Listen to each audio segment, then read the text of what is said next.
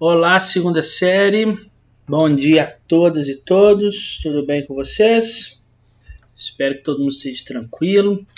Tô aqui, cara, com acho que uma alergia no braço aqui. Tava andando de bike, eu não sei se eu falei com vocês durante a semana. E uma abelha me picou. E o trem não melhora, deu quase outro cotovelo aqui no lugar. E deu um calombão aqui no lugar onde ela picou. Depois fica coçando pra caramba. Será que eu tenho alergia? Tomara que eu não venha a óbito, né? Nesse meio tempo. Bom, pessoal, hoje vou fazer com vocês a correção de alguns exercícios aí, ainda do nosso capítulo 5, né, que trata sobre focos de tensão da África. Eu sei que eu já comecei a trabalhar a Ásia com vocês, mas eu julguei importante escolher alguns exercícios aqui para ficar como correção, tá? Para ficar como consolidação dos exercícios. Desculpa, consolidação dos conteúdos que nós trabalhamos, tá bom? Não foram todos, eu escolhi só 5 dessa vez, eu prometi, né, que eu fazer uma aula mais curtinha. E se caso vocês precisarem que faça a correção de alguns, se vocês não entenderam alguns exercícios que foram sugeridos anteriormente nos roteiros, basta você me procurar que eu corrijo ele durante a live, ou se for preciso eu faço até uma videoaula explicando, ok? O importante aí é a gente consolidar todos esses conteúdos. Vamos embora. Deixa eu passar aqui. Olha esses, deixa eu ver onde é que eu vou posicionar essa coisa bonita aqui. Tô falando de mim, né? Vou ficar aqui em cima. Isso aqui eu vou baixar um pouquinho. Aqui, ó. Tá bom aqui. Olha só. Questão 6. Norte da África, Oriente Médio, arco dos conflitos, né? Então tá mostrando aqui uma região de intensos conflitos dentro da África, né? Pegando sobretudo aqui a porção norte da África. Tô vendo aqui, né? Pega uma porção aqui também desse lado aqui do Oriente Médio, já na Ásia, mas sobretudo também o norte da África. Vamos ver o que fala aí. Os países em amarelo aí são chamados de Liga Árabe, tá ok? Tem o círculo que está em interrogação. Provavelmente ele vai querer saber. Incrível, né? Eu começo a dar aula, o BenTV ele tem que pousar bem aqui do lado para poder participar da aula também.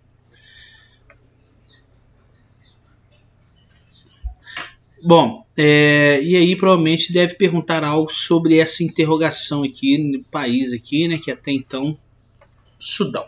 Vamos ver. Há anos, a região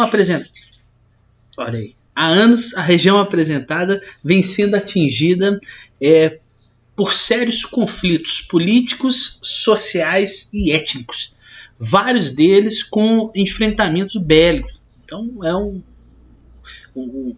uma área de tensão aí, né, que essa tensão que passa em termos políticos, sociais e sobretudo étnicos, né? E que esse conflito já chegou no campo militar, no campo bélico, já com enfrentamento entre as pessoas. Legal.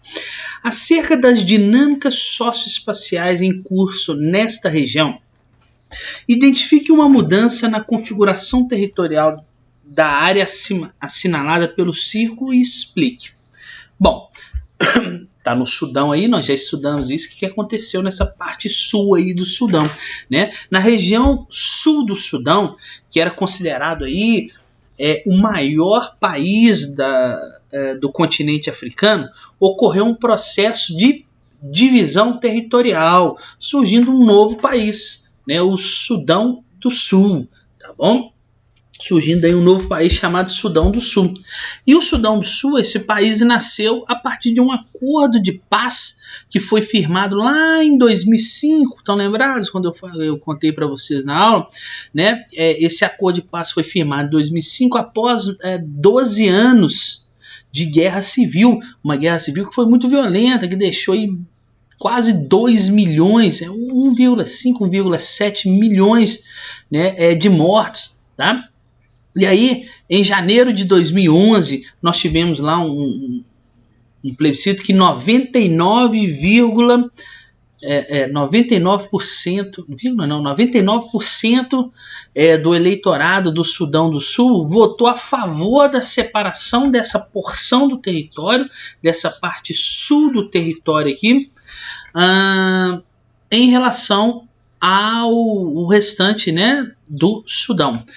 Cabe lembrar aí, né, que essa porção sul ela é predominantemente cristã, também ela é animista, né, aquelas religiões animistas relacionadas aí à natureza, aquelas religiões tribais, tá? E o norte, que é governado aí a partir da capital, que chama-se Khartoum, né, é onde eu tenho a população de maioria muçulmana, tá? E a origem étnica está ligada aos árabes, ok? Então já existe essa diferença aí que culminou na divisão do território, né, e o surgimento de um novo país chamado Sudão do Sul. Vamos mais uma. Nós sim tá coçando pra caramba, bicho. Olha isso aí. Tínhamos a incumbência de reelaborar nosso passado sombrio, contribuindo assim para tratar um povo traumatizado e ferido.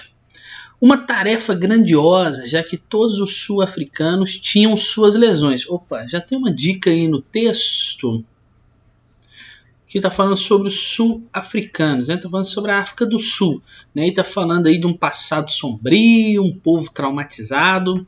Vamos ver. Queríamos obter a unidade da nação e a reconciliação. Olha, legal essa palavra. Que unidade da nação, ou seja, uma coisa só. Tá? Uma reconciliação significa que tinha treta entre algumas coisas.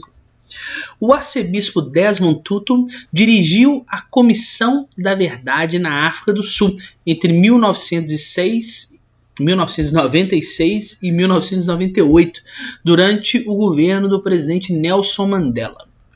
Ao propor a unidade da nação e a reconciliação, o arcebispo buscava enfrentar os problemas causados pela vigência do regime de...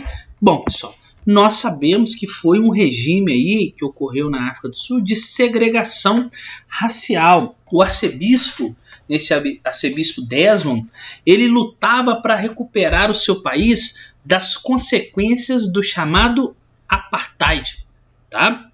Foi uma política segregacionista que nós estudamos entre brancos e negros, que vigorou de 1948 até 1994 na África do Sul. Okay? No apartheid, a divisão da sociedade e o uso dos serviços públicos e privados, né, eles se distinguiam não apenas pelo nível da renda das pessoas, mas principalmente pela cor da pele. Ok? Então, segregação racial. É aquela história do apartheid que nós estudamos, é uma coisa horrorosa. Você tá louco. Cara, esse é... Não, acho que eu tô com alergia. Não sei se não dá pra vocês verem aí, né, na câmera, como é que tá vermelhão aqui, olha. Vamos lá para mais uma questão. Olha a 8 aí. Com base no texto a seguir, faça o que se pede. Darfur, no oeste do Sudão, é a bola humanitária da vez. Recebeu a visita de Kofi Annan e Colin Powell, cobertura especial da BBC e CNN, e é vendida para o mundo como um genocídio em curso. Falamos sobre isso também. Não há dúvidas que se trata de uma calamidade de virar o estômago, mas há de se perguntar por que os 30 mil a 50 mil mortos de Darfur valem mais que os 2 milhões de vítimas no Congo, ou os 300 mil dizimados em Burundi, tá? Ou mesmo os 2 milhões de vítimas da guerra civil no sul do Sudão, que se estende desde 1983. Isso aí é um livro do Eduardo Simantov, né, sobre fogo cruzado. Bacana. E aí, pede para a gente fazer algumas análises aqui. A primeira delas é: analise por que os conflitos de Darfur, no Sudão, despertam o interesse dos países como Estados Unidos e Inglaterra. Por que esses países aí, olha só, o Colin Powell, que era o secretário de Estado norte-americano, fez uma visita lá, teve uma cobertura, o Kofi Annan, que era o secretário-geral da ONU, né? Então duas figuras extremamente importantes estiveram lá, BBC e CNN, talvez as maiores redes de televisão do mundo, né? Por que despertou isso aí, né? Sobretudo nos Estados Unidos e Inglaterra, em Darfur, essa região do Sudão? E aí você tem que pensar que os interesses no país, como Estados Unidos, Inglaterra, ele está relacionado a questões econômicas, tá? Pois a região ela é rica em petróleo, tá bom? É um local aí foco de movimentos terroristas, extremistas, tá? Que podem ameaçar a estabilidade da produção. Então, esses países, Estados Unidos e Inglaterra, como sendo grandes consumidores de petróleo, têm um foco na região, não nas pessoas, não nesses mortos, e sim no petróleo. Porque se eu tenho uma região com muitos extremistas, sobretudo terroristas, eu posso acabar desestabilizando a produção de petróleo, e isso teria consequências dentro do meu país. É por isso que eles têm interesse. Bem, o conflito do Congo, esse nós não trabalhamos, né? Nós não falamos, mas vamos lá. O conflito do Congo é considerado o maior conflito armado do continente. Quais as principais razões desse conflito? Bom, aí agora para vocês saberem, é até bom, né, a correção desse exercício que acaba complementando para vocês as nossas aulas, é que os conflitos nesse local, no Congo, eles abrangem vários países africanos, tá? Pois eles envolvem diversos interesses, não é uma causa que se direciona ali o conflito do Congo. Então, nós podemos ter lá, né, um conflito étnico, tá? Nós temos ali um conflito por recursos naturais, tá? Que vem desde a época do processo de colonização, tá bom? Sobretudo que é uma região que tem muitos recursos naturais, tá? Ouro, minérios, né, que são muito cobiçados, e isso acaba levando aí a disputas em relação a fronteiras, em relação a territórios, em relação a questões étnicas. Então ele é muito diverso, essa questão no Congo, tá bom? E vamos ver, é no Congo que ficam geralmente as grandes minas de diamante, aqueles diamantes de sangue, sabe? Isso é um pouco desses conflitos também. A Nigéria, o mais populoso país africano, também é palco de conflitos. Quais as principais causas deste conflito? A Nigéria também é um país marcado por diversos conflitos, né? Parece que falar da África sem falar de conflitos é bobagem, né? E esses conflitos são motivados por diferenças econômicas, diferenças étnicas e também, esse tem que citar, diferenças religiosas, tá? Existe uma disputa pelo controle das áreas petrolíferas, tá? E, sobretudo, pela recente aparição de um grupo extremista terrorista na Nigéria chamado Boko Haram, tá? Ele atua muito no norte da Nigéria ali, que tem aumentado, tem gerado mais tensões. Boko Haram que atua principalmente fazendo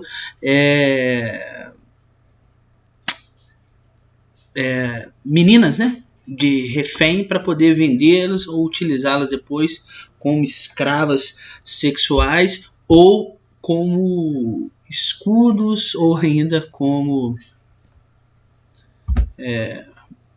terroristas, né? Homens bombas, mulheres bombas, crianças também, enfim, eles amarram bombas nas pessoas e jogam elas nos lugares. É isso. Vamos lá, mais uma. Questão 9. Isso é grande, hein? Pelo amor de Deus. Deixa eu colocar isso aqui. A longa presença de povos árabes no norte da África, mesmo antes de Maomé, possibilitou uma interação cultural, um conhecimento das línguas e costumes, o que facilitou posteriormente a expansão do islamismo. Então está dizendo que os árabes já estavam presentes no norte da África antes de Maomé, ou seja, antes do surgimento aí do islamismo no século VI, não é isso? No século VI, né? Século VI, século VII, antes do surgimento do islamismo. Então, os povos árabes já estavam presentes na região norte, tinham um intenso contato cultural, de costumes, linguísticas, com outros povos africanos, que acabou, por sua vez, depois do surgimento de Maomé, né, ajudando no expansionismo do islamismo. Mas vamos ver. Por outro lado, deve-se considerar a superioridade bélica de alguns povos africanos, como os sudaneses, que efetivaram a conversão e a conquista de vários grupos na região da Núbia, promovendo uma expansão do Islã que não se apoia na presença árabe, ou seja, através da dominação de alguns territórios, uma dominação bélica, converteu-se as pessoas de lá ao islamismo, né? Aí ele vai dizer o seguinte: sobre a presença islâmica na África, é correto afirmar que, pessoal, a ligação aí territorial entre o continente, entre os continentes, né? A Ásia e a África, né, pela península do Sinai, ela promoveu um grande intercâmbio entre os povos locais e aqueles que vinham do Oriente Médio, mesmo antes do século VII, século VII, né, que surgiu a época do surgimento do islamismo, tá? Então, esse processo de interação cultural entre árabes e africanos, eles têm uma relação de comércio no passado muito anterior ao surgimento do próprio islamismo. E esse comércio ele era intensificado porque existe ali entre os continentes uma península, a península do Sinai, que facilitava o trânsito dessas pessoas aí. Então você pode marcar sem sombra de dúvida aí a letra B, tá? Vamos para a última. Do Egito à Jordânia, passando pelo Iêmen, a Revolução de Jasmim, cuidado com esse nome, hein? Revolução de Jasmim, conhecido como Primavera Árabe, tá? Começa a alcançar regimes árabes que estão no poder há décadas, graças ao predomínio do medo. Eu li tudo errado, né? Vamos lá. Do Egito à Jordânia, passando pelo Iêmen, a Revolução de Jasmim começa a alcançar regimes árabes que estão no poder há décadas, graças ao predomínio do medo, consideram analistas. Depois de Tunis, o assunto já não é qual será o seguinte, mas sim qual regime se salvará, afirma Hanzawi, diretor de pesquisas da Fundação Carnegie no Oriente, para quem as manifestações populares poderão alcançar a maioria dos povos árabes. Então, olha só, sobre a Revolução de Jasmim, mencionada no texto, assinale a alternativa correta. Vamos lembrar aí, pessoal. Revolução de Jasmim, Primavera Árabe, começou lá na Tunísia. O presidente da Tunísia, Zine al-Abidine, tá? Ben Ali. Zine al-Abidine Ben Ali, né, ele renunciou, né, ao seu cargo no dia 14 de janeiro de 2011, após quase um mês de violentos protestos contra o seu governo. E ele estava no poder há mais de 23 anos. Essa Revolução de Jasmim na Tunísia, ela iniciou com os protestos, né, depois que aquele feirante, o Mohamed Bouazizi, né, de 26 anos, uma pessoa muito nova, ela ateou fogo no próprio corpo, tá? Como protesto aí porque a polícia estava impedindo ele, né, de vender frutas, vegetais na sua barraca de rua lá. E aí o governo tunisiano, né, foi pego de surpresa por esses movimentos, por essas revoltas, né, por esses protestos, tá? E respondeu violentamente, tá? E reagiu com muita violência. E quando o governo reagiu com muita violência, o povo ficou mais nervoso ainda e foi protestar mais, tá? E aí, né, em meados de 2011, o governo do Ben Ali, né, como eu comecei dizendo no texto, ele foi derrubado por uma revolta popular e esse cara foi condenado em diversos julgamentos, enfim. O importante é vocês entenderem que essa primavera árabe, ela foi o nome dado, né, a onda de protestos populares aí contra o governo, contra governos do mundo árabe que eclodiu em 2011, tá? Em 2010, né? A partir de 2010 e início de 2011. Então, sobre a Revolução de Jasmim, que ela começou na Tunísia, né? Ela começou contra ali o ditador, vamos dizer assim, o presidente chamado Ben Ali. Você pode marcar aí a letra A. Na Tunísia, as manifestações populares provocaram a fuga do ditador Ben Ali para a Arábia Saudita. Ele fugiu, mas não adiantou, né, porque ele foi julgado depois disso, tá? Tiveram que pagar multas, foram presos, enfim. Então é isso, pessoal. Espero que vocês tenham entendido aí as correções. Qualquer coisa, estou à disposição de todos. Não deixem de me procurar. Tchauzinho e até a próxima aula. Valeu! Fui. Uma ótima semana para todos.